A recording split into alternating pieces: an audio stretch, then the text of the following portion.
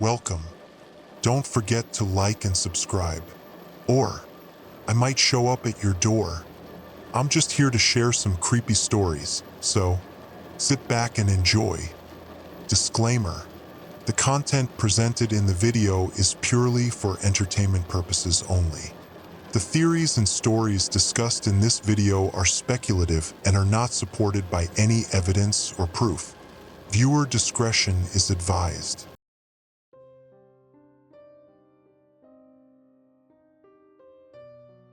I first saw the alert while on my break at the gas station. It was a slow night, the kind of dead silent shift where even the security cameras showed nothing but empty roads and flickering streetlights. I was halfway through my stale sandwich when my phone buzzed, lighting up the counter with an angry red notification. Emergency alert. Do not approach strangers. Do not attempt to speak to them. Avoid all contact. I frowned, tapping the screen to read more, but that was it. No further details, just the usual government-issued formatting. Probably some escaped convict or a citywide crime warning. Nothing new. I sighed, tossing the last bite of my sandwich in the trash. Hey, did you get that alert? I asked Steve, my coworker, who was scrolling through his phone behind the register. Huh? Oh yeah, he muttered without looking up. Weird wording though. Don't approach strangers? What, are we 5? I chuckled. Yeah. Next they'll be telling us not to talk to people offering candy. Steve snorted, shaking his head. Probably some cryptic way of saying there's a dangerous guy on the loose. Either that, or the government finally figured out social anxiety is a survival trait. I laughed, but the alert stuck in my mind. Something about it was off. Usually, emergency alerts came with some explanation, a missing person, extreme weather, or at the very least, a police advisory. This one was vague. Too vague. The security camera monitor showed nothing outside except for the occasional passing car. The neon open 24-hour sign buzzed and flickered above the door. Everything seemed normal, but as my shift dragged on, a feeling started creeping in, like something was watching. By the time my shift ended at 2 a.m., I had nearly forgotten about the alert. I clocked out, grabbed my backpack, and gave Steve a lazy salute. Lita, man. Try not to approach any strangers, he smirked. I rolled my eyes and stepped outside into the cold. The air was thick with fog, rolling over the pavement like smoke. The streetlights cast long, eerie shadows, making everything feel stretched and distorted. I zipped up my jacket and started the familiar walk home. It was only a 15-minute trek through mostly empty streets, cutting through a few side roads and an old park before reaching my apartment. I had done it 1,000 times, but tonight it felt different. A couple blocks in, I noticed someone standing at the far end of the sidewalk, just outside the glow of a street lamp. A man. He wasn't moving, just standing there. I slowed my pace, squinting through the fog. His posture was odd, too stiff, like he was frozen mid-step.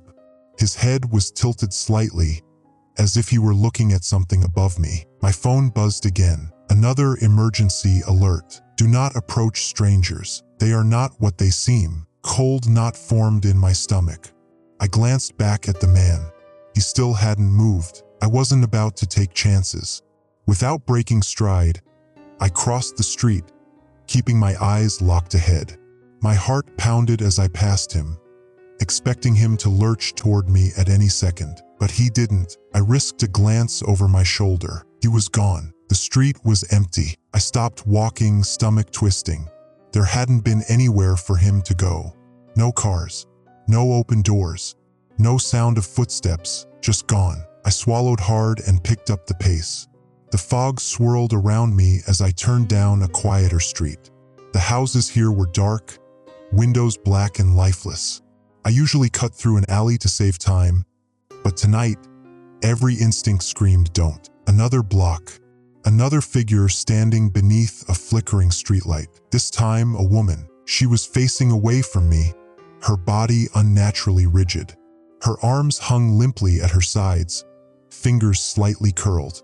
The same unsettling posture as the man before. A sinking realization hit me. She wasn't breathing. not even a slight rise and fall of her shoulders. My phone vibrated violently. I hesitated before checking it. They are adapting. Avoid contact. Do not run. I felt ice crawl up my spine. Do not run. I forced myself to keep walking, muscles screaming to sprint. The woman didn't move, didn't turn, but I swore I could feel her eyes on me. I kept my pace steady, slow, measured. She was right at the edge of my vision now. If I turned my head even slightly, footsteps behind me, perfectly in sync with mine. I bit down on my lip hard enough to draw blood, resisting the urge to turn around. 1 block left. Just 1 more block, then I'd be home. The footsteps kept matching mine. I adjusted my stride, making it uneven. The steps behind me adjusted too. Panic surged in my chest, but I kept moving. If I ran, it would chase. I didn't know what it was, but I understood one thing: this was a game, a test. If I followed the rules, I might win. I reached my apartment building. The steps behind me stopped. I swallowed the lump in my throat and forced myself to act normal. I fumbled with my keys, hands shaking as I unlocked the front door. The old hinges groaned as I stepped inside and shut it quickly behind me. For a long moment, I just stood there, ears straining for any sound outside. Nothing. I exhaled shakily and checked my phone one last time. A final emergency alert had come through. Stay inside. Do not speak to anyone. Trust no one. I locked the door, and then knock, knock, knock. A slow, deliberate rhythm. I checked the peephole. It was my neighbor, Mrs. Caldwell. She was old, frail, always wore the same fluffy blue robe. She looked normal, but she wasn't blinking. "Can you help me?" she asked. Her lips moved too slowly for the words that came out. I backed away from the door, heart hammering. My phone vibrated one last time. Do not let them inside. Do not respond to them. Do not approach strangers. The knocking didn't stop. Soft, deliberate. Each tap against the wood sent an icy jolt through my veins. I stepped further back into my apartment, gripping my phone with sweaty hands. The screen was still glowing with that last emergency alert. Do not let them inside. Do not respond to them. Mrs. Caldwell knocked again. "Sweetheart," she said, her voice warbling like a bad radio signal. "Can you help me?" I squeezed my eyes shut. I'd spoken to Mrs. Caldwell plenty of times before. She was old, polite, always carrying a plastic bag full of cat food for the strays she fed out back. But something was wrong. She wasn't blinking. I didn't say anything, didn't move. Then came the sound of something scratching lightly against my door. I bit my lip, heart hammering. My mind screamed at me to ignore it, to wait her out. But then, click, the doorknob twisted. I nearly dropped my phone. The lock held, but my breath caught in my throat. I watched, frozen, as the knob rattled once, twice, then stopped. Silence. For a long, agonizing moment, I didn't dare move. Then I heard it. Slow footsteps, shuffling away down the hall. I waited until the sound faded before rushing to the peephole. Mrs. Caldwell was walking backwards. Her face remained turned toward my door as she shuffled away, never breaking eye contact. I stumbled away from the door, my stomach twisting into knots. What the hell was happening? A new emergency alert buzzed against my palm. They are learning. Do not interact. Avoid eye contact. I swallowed hard, forcing my breathing to slow. They are learning. Mrs. Caldwell disappeared around the corner, and the hallway fell back into silence. I waited a few more minutes before creeping toward the window. My apartment overlooked the street below, and I needed to see if anyone else was noticing this. The fog had thickened, rolling through the streets like a living thing. The streetlights flickered weakly, barely piercing the gloom. And then I saw them, figures, dozens of them, standing on sidewalks, in the middle of crosswalks, along the edges of buildings. Motionless, all of them standing the exact same way, arms at their sides, heads slightly tilted, just watching. A man in a hoodie walked out of a corner store, oblivious. He had earbuds in, nodding to whatever music was playing. He didn't see the thing standing just a few feet away until it was too late. "Shit! Sorry, dude," he muttered, stepping around it, turned. Not a natural movement. Not a twist of the neck or a shift in weight. Pivoted. The way a mannequin would if someone physically rotated it. The man froze. I could see his mouth move, probably asking what the hell the stranger's problem was. Then, in one fluid movement, the thing took a step toward him. The man backed away. Another step. The fog swirled around them. I gripped the windowsill, my pulse racing. Walk away, man. Just walk away. But he didn't. Maybe it was human instinct, the need to confront, to demand an explanation. Maybe he thought it was a prank. He reached out. He touched its shoulder. The thing latched onto him instantly. It didn't lunge. It didn't pounce. It simply grabbed him. One hand clamping around his wrist, the other pressing flat against his chest. For a moment, they stood frozen. Then the man's body convulsed. His mouth fell open in a silent scream, eyes rolling back. And then he was gone. Just gone. Not pulled into the fog. Not dragged away. 1 second, he was there. The next, nothing. The thing pivoted back into place, returning to its unnatural, frozen stance. I slapped a hand over my mouth, stomach lurching. What the fuck did I just witness? My phone vibrated again. I barely had the nerve to check. Do not touch them. Do not let them touch you. I stumbled away from the window, my entire body trembling. My mind struggled to make sense of it. People didn't just vanish. That wasn't possible. But I had seen it. It happened. My throat felt dry. My mind raced through every possibility. Hallucination. A trick of the fog? But deep down, I knew. The emergency alerts weren't warnings. They were instructions for survival. A sharp knock jolted me from my thoughts. I nearly jumped out of my skin. I spun toward the door, heart hammering against my ribs. The peephole was dark. Someone was standing outside. Knock, knock, knock. I bit my lip hard enough to taste blood. And then, a voice. Hey man, it's Steve. You good? I saw you rush out earlier. I felt a rush of relief so strong my knees nearly buckled. Steve, my coworker. I almost laughed. I'd never been so happy to hear his dumb voice. But something was wrong. Why would Steve be here? We weren't close. We only talked at work. He had no reason to come to my apartment. A cold thought slithered into my mind. Did he even know where I lived? I didn't move. Another knock. More insistent this time. Come on, man. Open up. You're freaking me out. I swallowed.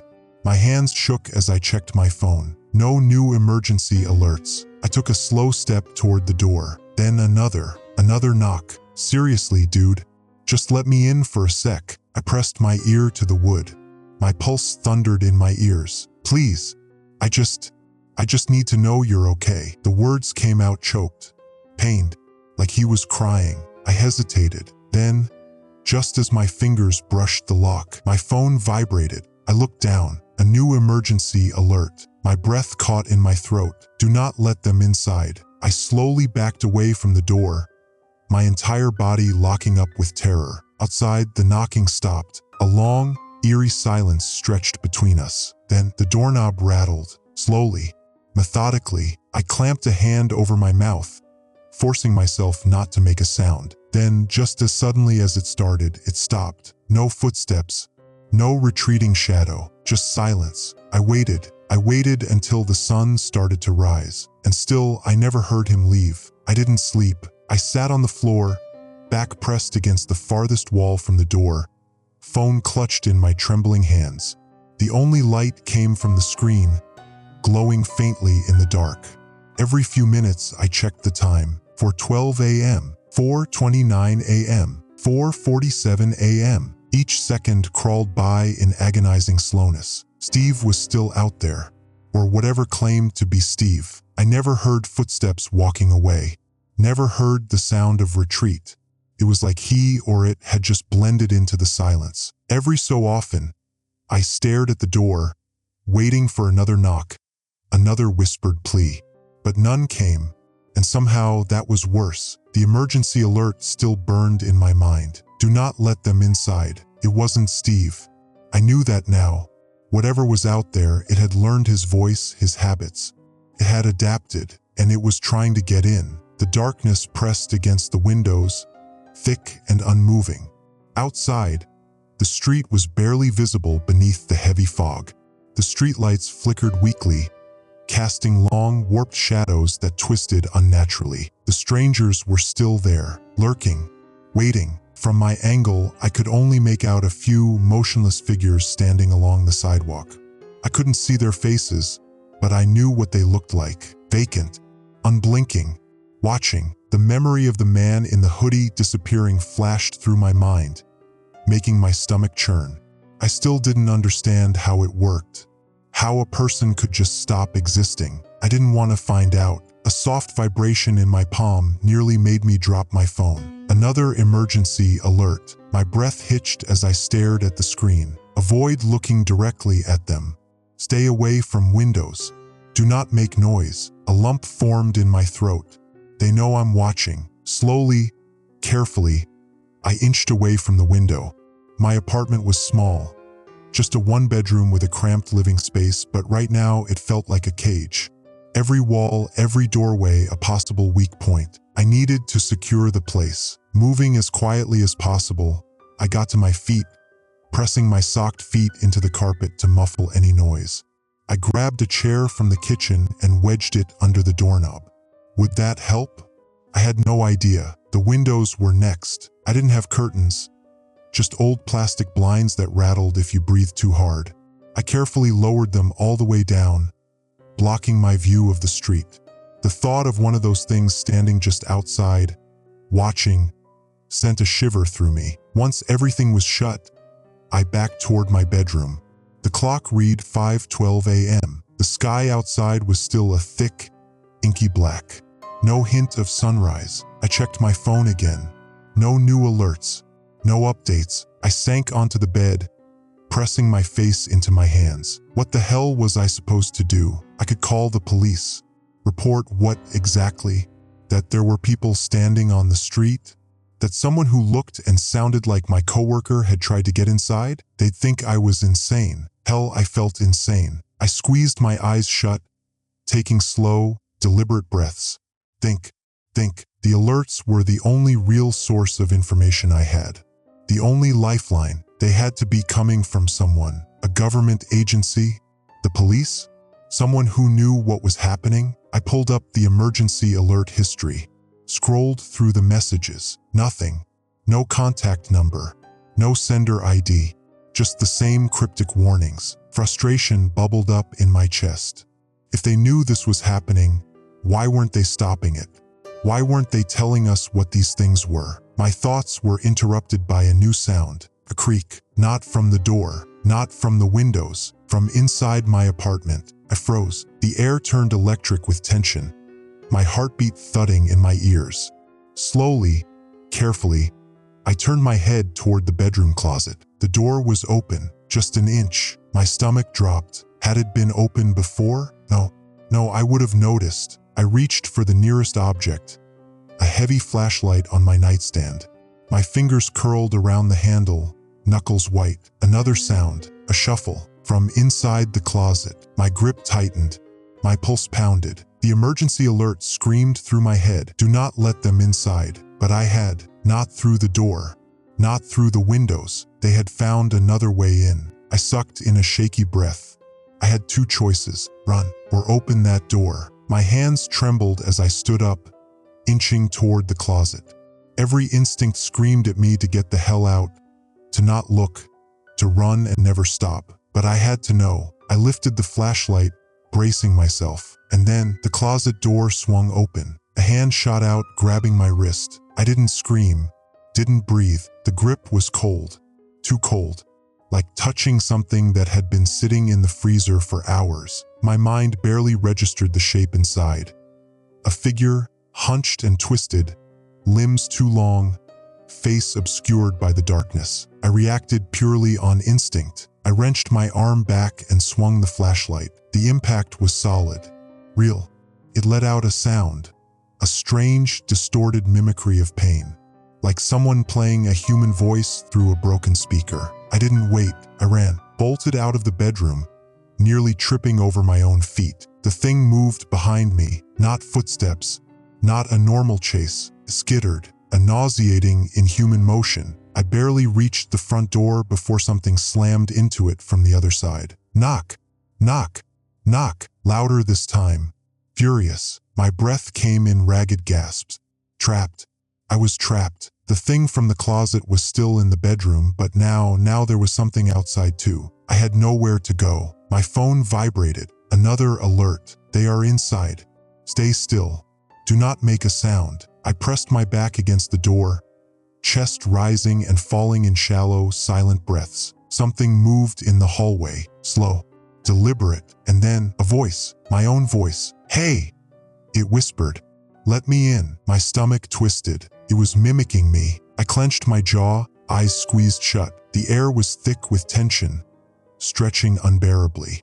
I could feel it watching me, studying me. I didn't move, didn't breathe, and finally, the sound stopped. Silence. I stayed there for what felt like hours, and then, knock, knock, knock, another visitor, and this time, it sounded like my mother. Knock, knock, knock. I didn't move. The voice on the other side of the door was soft, familiar, too familiar. Sweetheart, it called. It's me. Open up. I clenched my fists. That wasn't my mother. She lived 3 states away. She had no idea what was happening here. No reason to be standing outside my apartment at. I glanced at my phone. 5:53 a.m. Time was still crawling. The sky outside remained pitch black. No hint of morning. No birds. Just fog and them. I pressed my back against the door, swallowing hard. Come on, baby. The voice tried again. I'm worried about you. The tone was perfect, soft, affectionate. Just the way she'd spoken to me when I was sick as a kid. But it wasn't her. It wasn't anyone. A notification lit up my phone. Do not respond. I squeezed my eyes shut, forcing my breathing to stay quiet. The tension in my muscles was unbearable, every instinct screaming at me to fight or run. But I couldn't do either. I had to wait. The knocking stopped. Silence. Then, slowly, something dragged its nails down the door. Long, deliberate scratches, testing me. I didn't react. Then footsteps. Soft, slow, retreating down the hall. I let out a shaky breath. It left, or at least, it wanted me to think it had. I needed to get out of here. I pulled up my phone's dial pad, hands shaking. Should I call the cops? What could I even tell them? That there were people outside pretending to be my dead-eyed neighbor and my mother? That the emergency alerts I was getting seemed to be the only reliable information? I hovered over the call button. Then another alert. Do not use your phone for calls. They can hear. My stomach lurched. I nearly dropped the phone in horror. They could hear phone calls? Did that mean they could trace them? Find people who tried calling for help? My mind flashed back to Steve.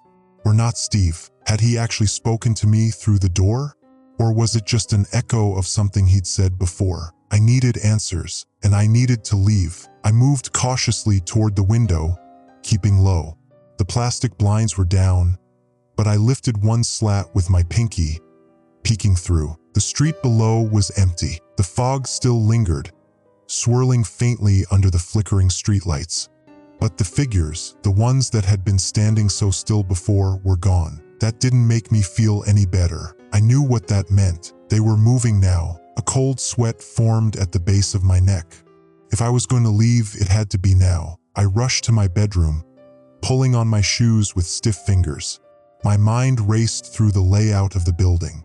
Fire escape. That was my best bet. My apartment was on the 3rd floor, high enough to be inconvenient, low enough that I wouldn't break my legs if I had to jump. I shoved my phone into my pocket and reached for my hoodie. Then a sound. Inside the apartment. A soft click. The sound of a door unlocking. I whipped around, heart hammering. The closet door. The one I had slammed shut when I ran out of my bedroom. It was open again. A single inch. And something moved inside. I didn't wait. I bolted for the window. I shoved it open, sucking in the cold air.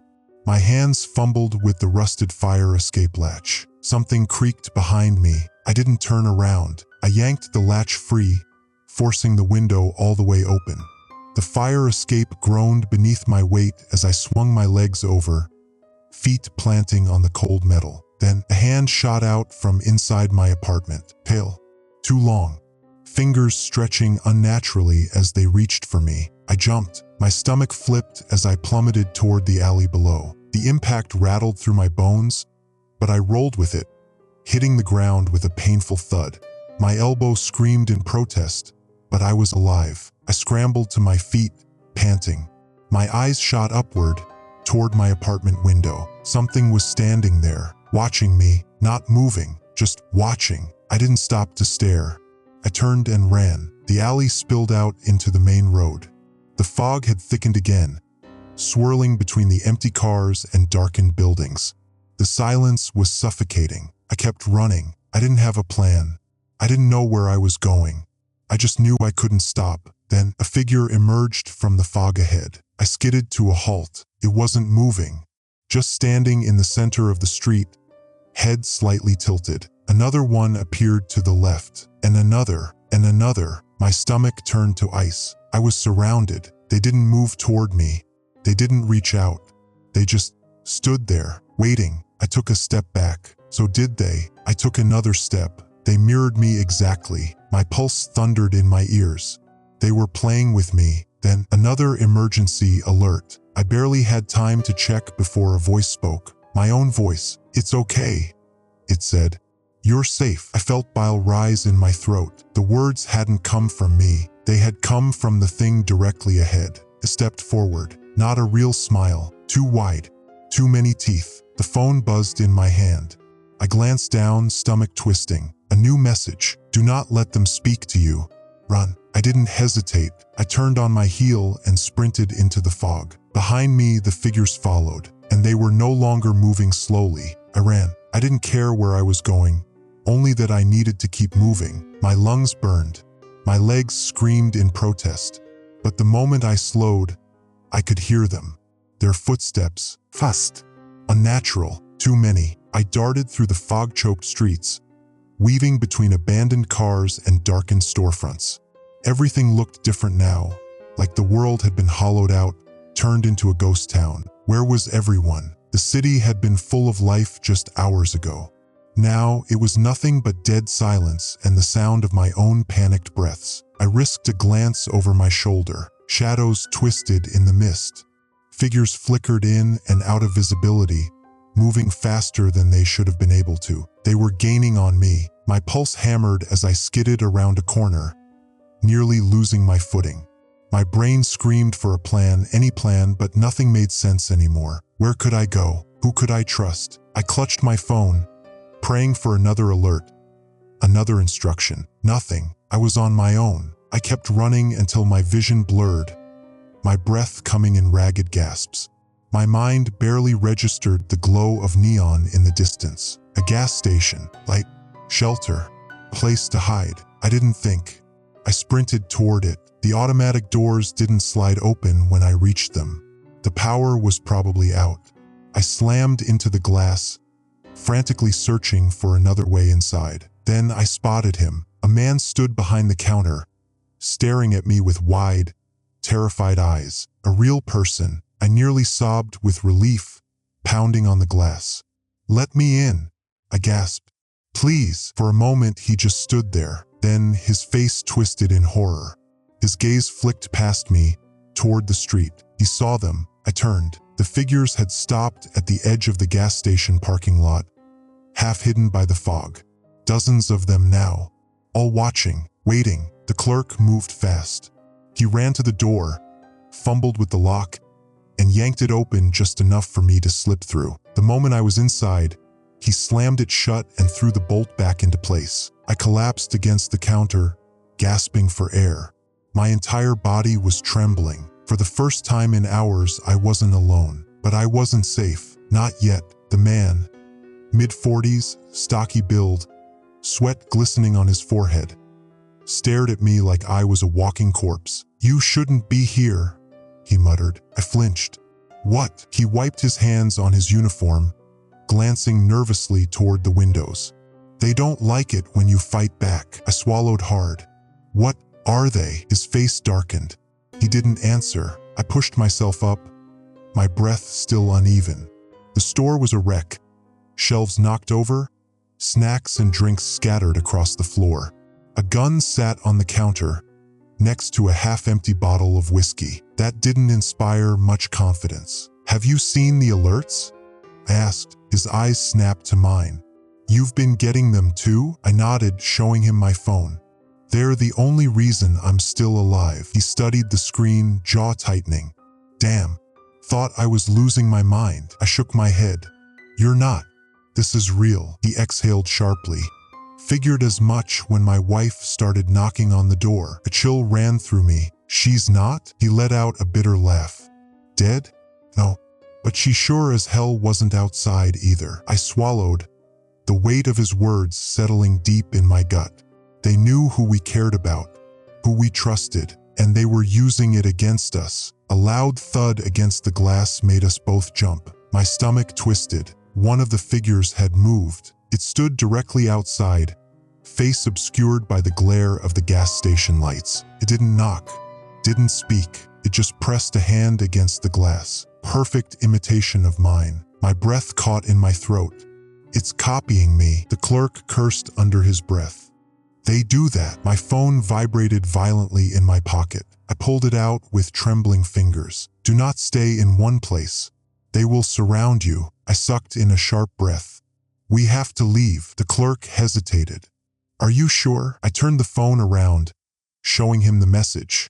"If we stay, we're trapped." He ran a hand down his face. Shit, we didn't have time to argue. I grabbed a flashlight from the counter and stuffed a few bottles of water into my hoodie pockets. "Is there a back door?" He nodded. "Yeah, but..." Crack. The front window splintered. We both spun toward the sound. The figure outside hadn't moved, but now more were gathering. A dozen, then 2 dozen. Their hollow, expressionless faces pressed against the glass. The clerk grabbed his gun with shaking hands. "We're leaving. Now." We bolted through the back of the store, past the stockroom. The emergency exit loomed ahead, an old steel door with a rusted push bar. He slammed into it. The door didn't budge. He shoved harder. "What the hell?" Another alert. My blood turned to ice. "Do not use the back exit. They are waiting." The clerk saw it at the same time I did. His face paled. Then a slow, deliberate knock from the other side of the door. I backpedaled so fast I nearly tripped. The clerk raised the gun, sweat dripping down his temples. "They can't get in, right?" I didn't answer, because I didn't know. The knocking continued, soft, patient. Then a voice, his own voice. "Hey!" it called. "It's okay. You're safe." The color drained from his face. His hands trembled. "They..." He choked on his words. "They sound just like us." A wave of nausea crashed over me. He was right. They weren't just copying our shapes. They were learning. The knocking stopped. Silence. Then the emergency exit handle twisted. I yanked the clerk back just as the door slammed open. A figure stood in the doorway. Perfect copy of him. Mouth curling into a slow, unnatural smile. The figure in the doorway didn't move. Neither did we. The only sound was my own pounding heart, hammering against my ribs like it wanted to escape. I barely breathed. The clerk, whose name I still didn't know, stood frozen beside me, his gun trembling in his grip. His copy stood in the doorway, illuminated by the flickering fluorescent light. And it was wrong. It had his face, his clothes, even his nervous twitch, fingers flexing, just like he'd done when we first met. But its smile was too wide, and its eyes empty. I felt sick. The air in the stockroom grew heavy, suffocating. I could see the clerk's mind racing, trying to process what he was seeing. The copy cocked its head, perfectly in sync with him, then spoke. "Hey!" it said, voice an exact mirror. "It's okay. You're safe." The same words, the same intonation, but there was something off about it, like it didn't understand what it was saying, just repeating sounds it had learned. The real clerk staggered back, breath coming fast and shallow. "Jesus Christ," he whispered. The copy's head twitched at that, as if filing the phrase away for later use. I clenched my fists. It was studying us. The real clerk swallowed hard. "We have to go." The copy took a slow step forward. We bolted. We raced through the narrow aisles of the stockroom, past towering shelves stacked with boxes of canned goods and expired snacks. Behind us, the door slammed shut, not with a bang but a click, like someone had gently closed it. My blood turned to ice. They weren't just mindless monsters. They were thinking. We skidded to a stop at another door, a side exit near the dumpsters. The clerk fumbled for his keys, but his hands were shaking too hard. Come on, he muttered. I glanced over my shoulder. The stockroom was silent. I strained my ears. Nothing. Then a single, deliberate footstep. I grabbed his arm. Hurry! The key slipped into the lock. He turned it with a click. The door swung open. We didn't wait. We ran. The alley behind the gas station was narrow, cluttered with overflowing dumpsters and abandoned pallets. The fog was thicker here, curling around our ankles like it was alive. The clerk slammed the door behind us. I heard the lock engage. For a moment, neither of us moved. We were outside, but were we safe? My phone buzzed. I nearly dropped it in my rush to check. Do not trust yourself. A cold shiver crawled up my spine. I looked at the clerk. He was already staring at me. What does that mean? He asked. I licked my lips. I don't know, but I did. Or at least I was starting to. They could copy us. Our voices, our faces. What if they could replace us? The clerk wiped sweat from his brow. We need to find a car. I nodded. Do you have one? Yeah, he said. It's out front. My stomach twisted. Where they were waiting, he hesitated. His eyes darted toward the street, as if debating whether it was worth the risk. I pulled out my phone again. Maybe there's another. I stopped. A new alert. You are not alone. I felt the blood drain from my face. My grip on the phone tightened. Slowly, I turned. The alley was empty, or at least it looked that way. The clerk frowned.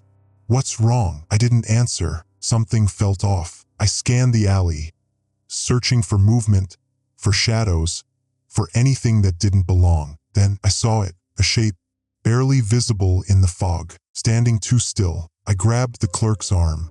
Go! We ran. We burst out of the alley, skidding onto the main road. The streetlights flickered overhead, their glow barely cutting through the mist. And then I saw them, lining the sidewalk, standing in doorways, filling the street. Dozens, no hundreds. I choked on a breath. They didn't chase us. They just stood there, watching, waiting. The clerk was shaking. This isn't real, he whispered. It is, I said. And we need to. The car engine roared to life. I whipped around. A vehicle was parked just ahead. A dark SUV, its headlights slicing through the fog. A figure sat in the driver's seat. The clerk gasped. I turned to him. What? His face had gone white. That's my car. My stomach dropped. Before I could react, the driver's side door swung open, and he stepped out. Another him, another clerk, same uniform, same posture, same terrified expression. Like he was the real one, like we were the imposters. The other clerk took a cautious step forward, eyes darting between us. His lips parted, and when he spoke, his voice was ragged, desperate. What the hell is going on? He said. I felt sick. This was different. This wasn't like the others. The other clerk wasn't smiling, wasn't empty. He looked scared, like he was running from something too. My mind spiraled. Was this a trick? Or was he actually? I didn't get to finish that thought, because at that moment, the figures on the sidewalk took their first step forward. The fog shifted, and behind them more were coming. A flood of silent, watching faces. I made a choice. I grabbed the clerk's arm and ran for the car. The other clerk did the same. And now we had to decide who was real, who was the copy, and which one of us was about to make a deadly mistake. The two clerks stood face to face. One real, one something else. The difference was almost imperceptible. Their expressions, their breathing, even the subtle twitch of their hands. It was identical. But only one of them was human, and we had seconds to decide, because the street behind us was no longer just a street. It was a wave of figures moving as one, hundreds of them, silent, unblinking, closing in. I grabbed the nearest clerk's wrist. We need to go. Now. He flinched but didn't resist. The other clerk took a step forward, desperation in his eyes. Wait, it's me, He's the fake. My stomach twisted. The clerk next to me jerked his arm free. He's lying. We don't have time for this. Get in the car. I hesitated. My pulse slammed in my ears. Everything in my brain told me to run, to move. But if I made the wrong choice, was I leaving the real one behind? The other clerk turned to me, eyes wide with panic. He grabbed my shoulders. You know it's me, right? You know me.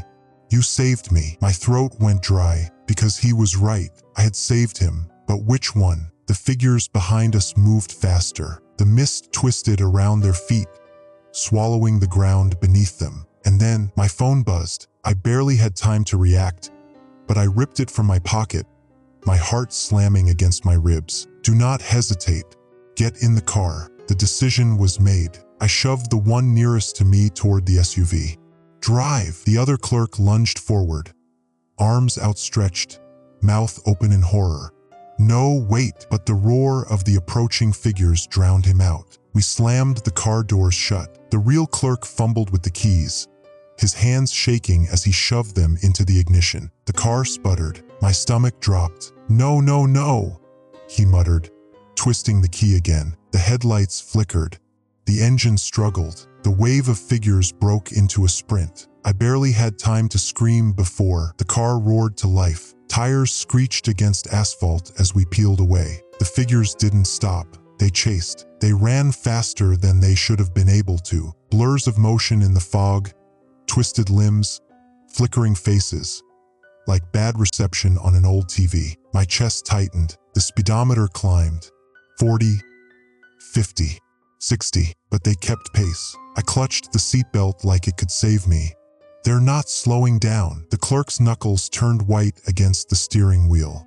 They have to. We tore through the empty streets, past abandoned cars and flickering traffic lights. The world around us was dying. Streetlights dimmed as we passed.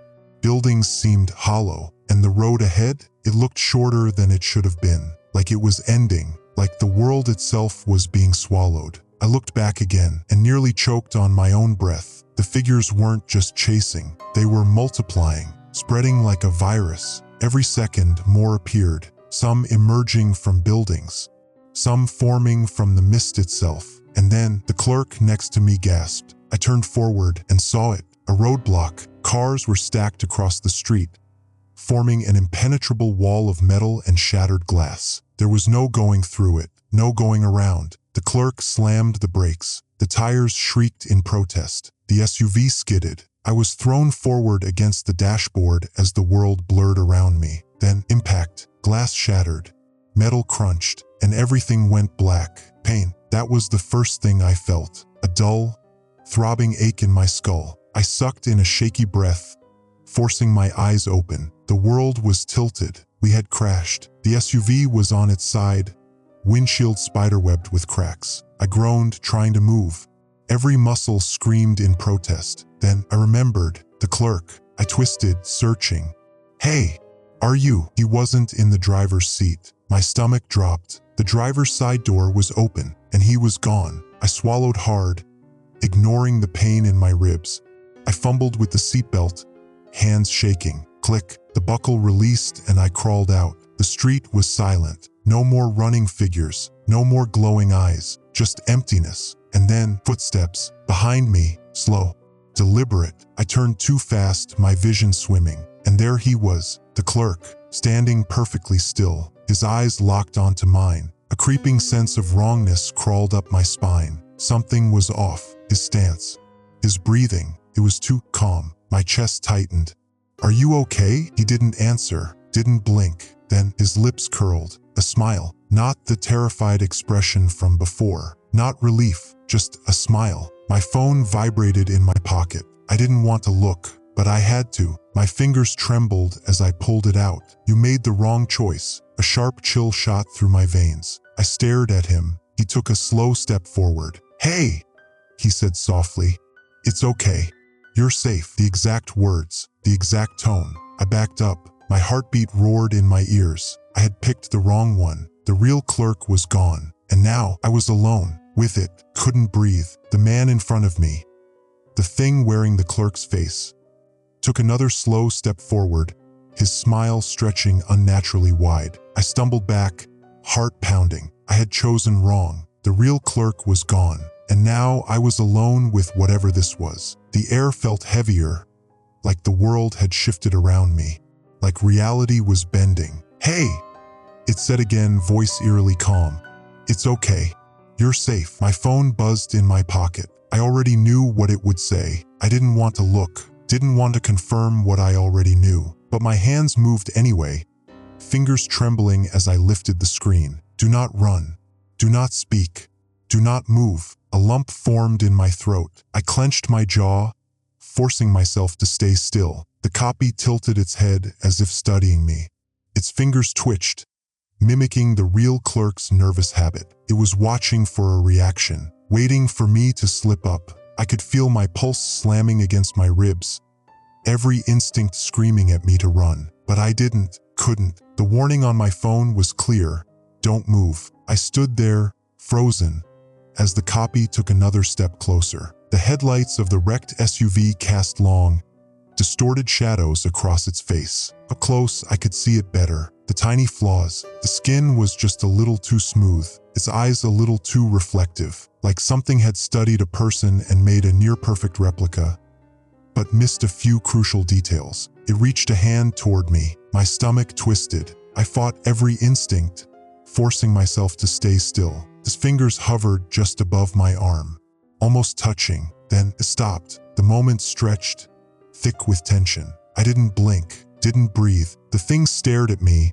its too wide smile faltering just slightly. Then, as if losing interest, it lowered its hand. I swallowed hard. It worked. I had tricked it, thought I was one of them, or at least it wasn't sure. It turned its head, scanning the empty street. Its movements were stiff, unnatural, like it was still learning how to be human. Then it walked away, just like that. I waited, counted the seconds in my head. 10, 20, 30. It disappeared into the fog. Only then did I finally allow myself to breathe. I hadn't escaped, not yet, but I had bought myself time. I needed a plan. The SUV was useless now, crashed, leaking oil, probably dead for good. I was stranded in a town that didn't feel like a town anymore. Buildings stood empty and dark, like hollow shells. Streetlights flickered, casting distorted shadows. And the air, it was too still, like the whole world was holding its breath. I gritted my teeth. The gas station was behind me. The copy had gone ahead. I didn't want to go back, but I had nowhere else to go. I moved slowly, carefully, just in case there were more of them watching. The gas station doors were still open, swaying slightly in the breeze. Inside, the fluorescent lights flickered, buzzing softly, and the stockroom door, it was wide open. Something twisted in my gut. I stepped inside, boots crunching against broken glass. The place was a mess.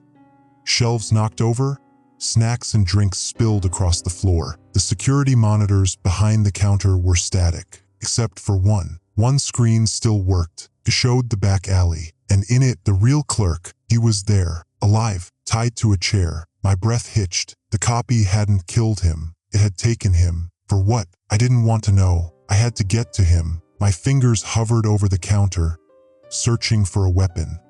Anything. Then I saw it. The clerk's gun. He had dropped it during the panic. I grabbed it, checking the magazine. Still loaded. I shoved it into my waistband and turned toward the back door. Then my phone buzzed again. I hesitated. Every message so far had been a warning. I wasn't sure I wanted to see what this one said, but I looked anyway. Do not kill it. A sharp chill crawled up my spine. I read it again. Do not kill it. I tightened my grip on the gun. What did that mean? If I shot the copy, would something worse happen? I didn't have time to figure it out. I pushed open the back door and slipped into the alley. The air was thick with mist, curling in unnatural patterns. And there, at the end of the alley, was the clerk, tied to a chair, head slumped forward. His chest rose and fell. He was breathing. I ran. I skidded to a stop beside him, fingers fumbling at the ropes.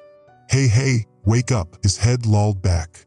His eyes fluttered open. Relief flooded through me. He was real. He was alive. But then his eyes went wide. Panic filled them. No, he croaked.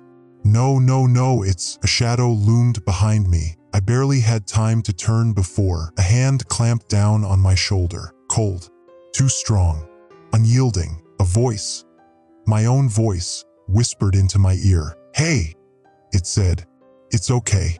You're safe." My entire body froze, not because of fear, because I physically couldn't move, like something had seized control of my body. The clerk was still struggling, still trying to warn me, but I was being pulled back, dragged away from him, away from the only other real person left. And the worst part, I could feel it, not just the grip on my shoulder, but something inside me, like a second presence, something pressing into my mind, trying to make space for itself, trying to replace me. My phone buzzed again. I couldn't look at it, but I already knew what it would say. "You are out of time." And for the first time since this nightmare began, I realized this wasn't about surviving. It was about making sure that when the night was over, I was still me. I couldn't move, not just out of fear, though that was there, pressing down on me like a weight, but because something else was inside me. Something was pressing in, pushing against the edges of my mind like cold fingers prying into my skull. I was losing control. The grip on my shoulder tightened, and then I heard it,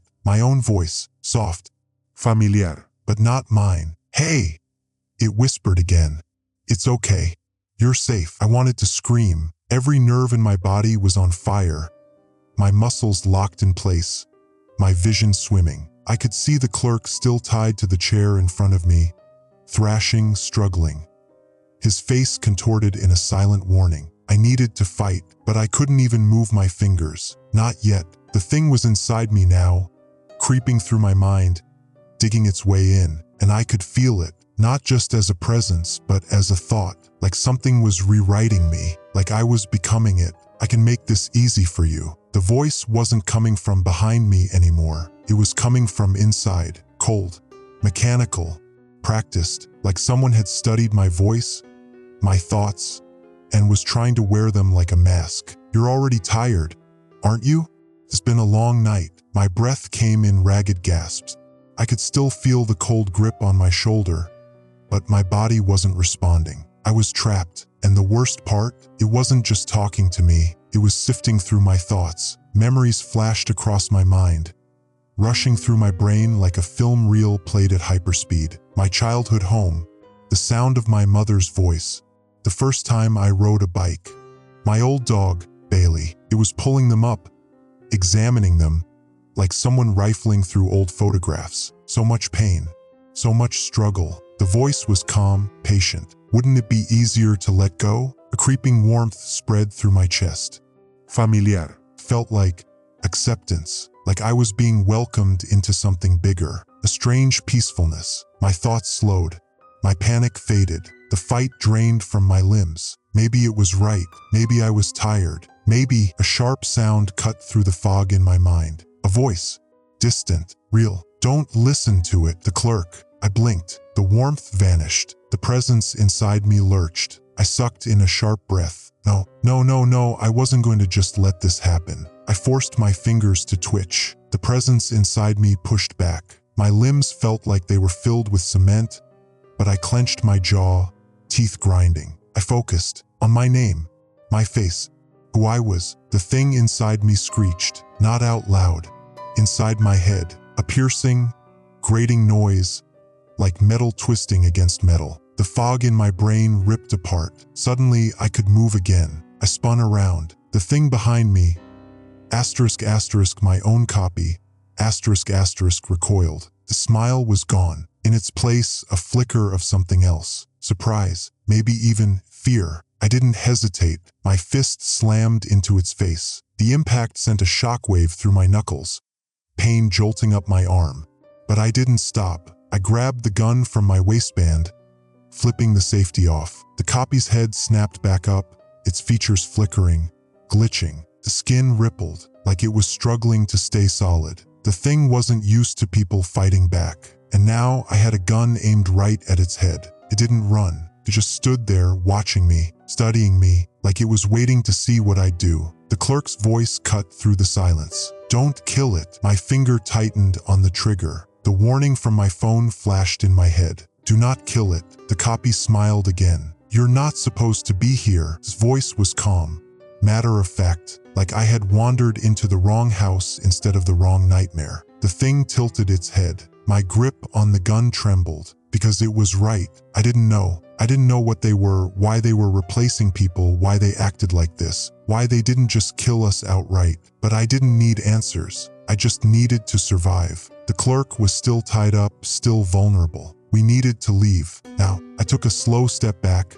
gun still raised. The copy didn't move to stop me. It just watched, like it was waiting for something. I reached the clerk and started untying the ropes. My hands were shaking, heart hammering against my ribs. The copy didn't blink, didn't move. I didn't trust it, but I had one chance to grab the clerk and run. The last knot came loose. "Go!" I yelled. We bolted. The alley stretched ahead of us, a dark, endless tunnel of fog. I half expected the copy to chase us, to attack, but it didn't. It just stood there watching, its face half lit by the flickering streetlight. And then it whispered, not to me, not to the clerk, but to itself. "This one is different." A chill ripped down my spine, but I didn't stop running. I didn't look back. I didn't want to know what that meant. I just knew one thing: we weren't out of this yet. We didn't stop running. The clerk stumbled beside me, his steps unsteady as he fought to catch up.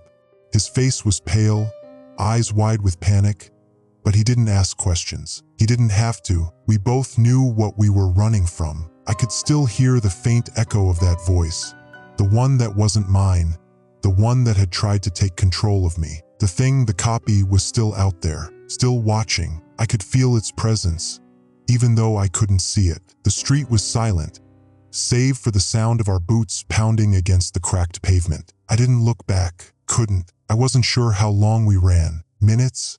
Hours? Time didn't matter anymore. All that mattered was getting away. The air was thick with mist, making everything seem wrong.